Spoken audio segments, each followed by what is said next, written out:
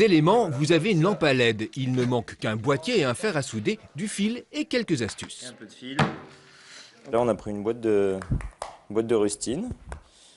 Et voilà, avec un petit interrupteur. Et donc ici, N'importe quelle boîte en plastique ou en métal fera l'affaire. Recyclage obligatoire. C'est la première fois à Lyon qu'un tel atelier éclairage voit le jour.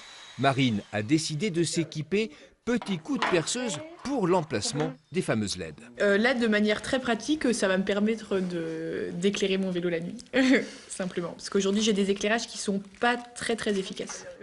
comme le principe de notre atelier vélo pour bricoler et réparer soi-même. Et voilà, c'est pour expliquer aux gens que voilà, même la lumière, l'électricité, l'électronique, c'est quand même assez simple. Enfin là, c'est enfantin. Enfantin est absolument nécessaire dès la nuit tombée.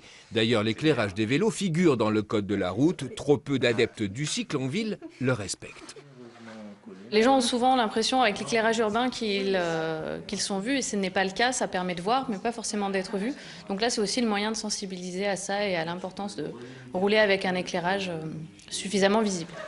Et pour ceux qui sont fâchés avec le bricolage, il est possible de trouver son bonheur dans le commerce. Des lampes pour vélo, il y en a à tous les prix. Pour l'équivalent de 2 sandwichs, on peut s'équiper en totalité.